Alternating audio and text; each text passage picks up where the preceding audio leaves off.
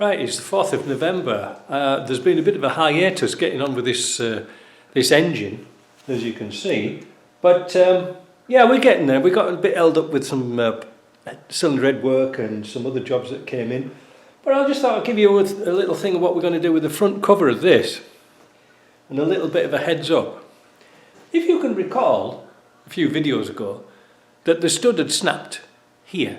There was a bolt, snapped off bolt, and it had gone through into the tapped hole for the head bolt. And lo and behold, look at that. See, that's what it should look like. You can see where the bolt's been catching when they've been winding it in. So what I did was, I didn't know it was a stud. It's 90mm stud. That's how long it is. So what I did was I made a stud out of a bolt, and then using my torch, I shone down into the hole, wound it in with, you know, I've got some Loctite on it, but on this end I cut the thread here a little bit bigger. I opened up the die nut just a little bit so it was a nice tight fit with some Loctite on it, and now we've got a nice tight bolt in there. So because this engine's been in bits for, you know, like I got the block and the sump and bits and pieces. The head was separate, so it's like a bit of a jigsaw putting it together. But today what I want to do is put the front cover on, but I'm not going to do the timing gears yet. Right, it's been quite a long time since I played around with a 200 TDI in depth like this. The simple reason was they didn't make all that many of them. There's not many came to Canada. The 300 TDI was the most popular because like everybody wanted one. But there was a problem with this P gasket, and the original ones used to be made out of paper. Now this is a 300 TDI one, but if you can imagine the original paper gasket for here was just this bit cut off, so it was a bit like that. I've put it down somewhere, but I'm not going to use it. I'm actually going to use this, the metal, pressed metal gasket. Why? Well, it's all to do with expansion and contraction, and I can't remember if the gasket on these 200 TDIs here was much of a problem for expansion and contraction with the paper gasket, because obviously the metal's trying to move and it's shimmying around like that, and that's what used to break the 300 TDI gaskets. So what I intend to do is cut this one off here, hence the bolt, so I can put that onto there, and you can see that's where the 300 TDI bolt would have gone through there for your, is that for your tensioner? Oh, for your front cover. So they shifted it from here to here, thus missing this hole here. Wait a minute, I'm looking at the camera and it should be here. Thus missing this bolt, so they shifted it across to here. So it was in a big thick piece of metal, should I say, rather than this very thin wall. So that's what I intend to do. Now on here, you can see I've already assembled the gasket and I've held it on with some blue Hylamar. And most importantly, there's supposed to be a little gasket here, which is the same thickness as the gasket here. Otherwise, the casing can bolt down. And this is where your tensioner goes through, here. All right, so on this engine, this block, so this block was designed for a 200 TDI Defender and a 200 TDI Disco.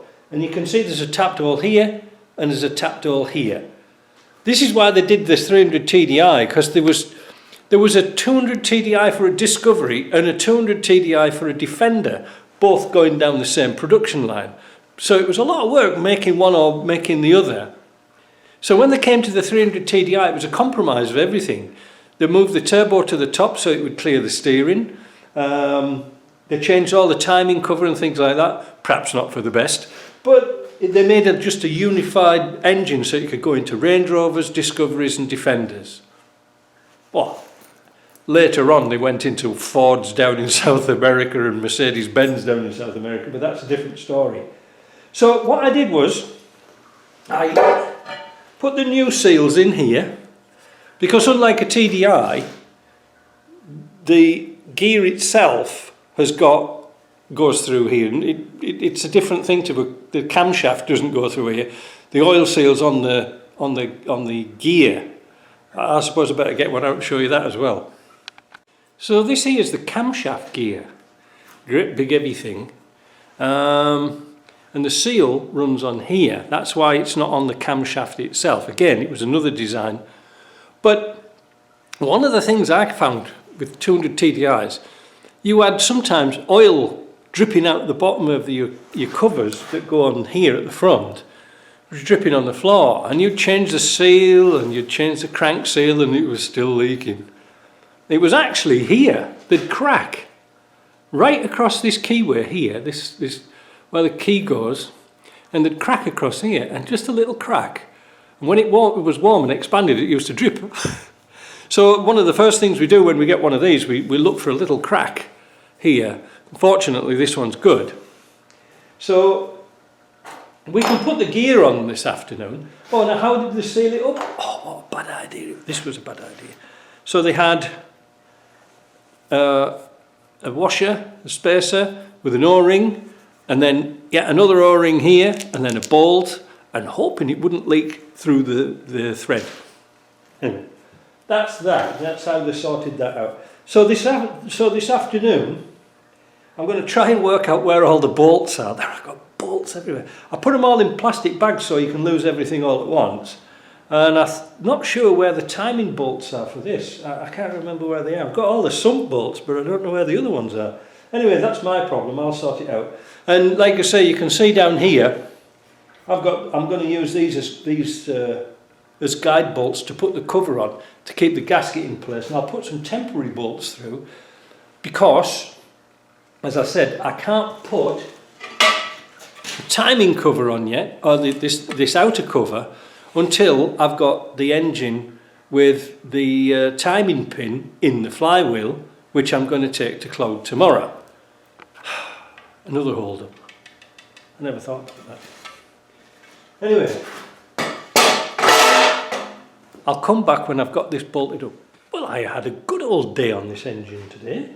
I realised I could do more than I actually wanted to do because, as you can see down here, I've got the belt on. I'm going to show you something interesting in a minute.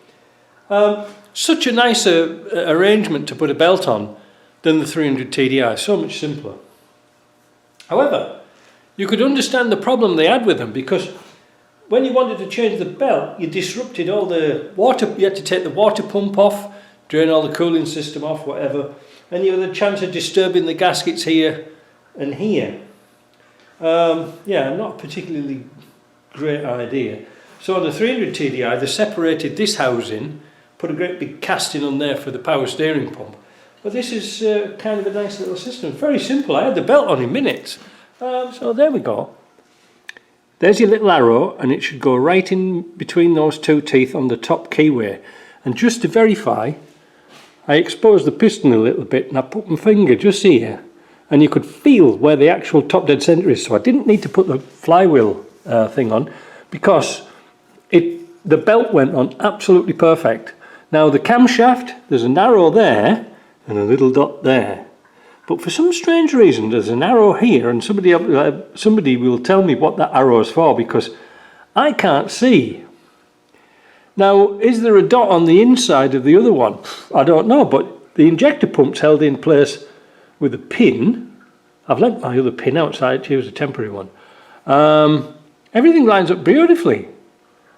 So I'm now thinking, what the hell is this arrow for? I don't know. I don't want to take it all off again. But it was a nice, easy job to do. Not bad at all. So what I've got to do now is tension the belt. I'll do that tomorrow. But like again, there's nothing really much to tell you because with this idea, you can take this bolt out of here, slip the tensioner up, locate it on the pin here, and that's it. As long as those marks are lined up and this is lined up and the pin's lined up, there's nothing really to do actually. So I've got the injector pump, that's all on. I've got the engine mounts on. I think tomorrow, I've got that to fasten up. I haven't got that one on. I think tomorrow what I'll do is we'll whip it upside down and put the sump on, Then we can build all this front cover up, and then it's just like the head and the back. Like I said, tomorrow I'll nip down to Claude at the CarQuest machine shop and get him to machine the face of the flywheel. Let's go and have a look at it. Yeah, there it is. Look, you see it's all cracked and crazed. It's not too bad, but this is just sandblast sand. But it'd be nice if it was all finished. You know, I don't know if it's flat or not. I had a broken nut here, a stud, so that had snapped off inside. And by welding a nut onto the end of the stud, I managed to get it out. It wasn't all that deep. I don't know why it had actually snapped off. Anyway, that's to be done. JP can't do this. But Claude's got a special tool to get those pins out, and he's got a circular grinder. JP, his grinder goes sort of this way, so he can't do it. Anyway, it's not really worth messing about with him. But yeah, it's not too bad. The teeth have had a little bit better day, but I think they'll live again. But anyway, that's good. So let's take this down to the machine shop. We've also got to take the radiator down tomorrow to the radiator shop and let them test it, because he's got this, I think it's a second-hand radiator, and he's not really sure what the flow's like or what the condition of the core's like. So we'll take it down to them and they can test it. Alright, so we'll see you later.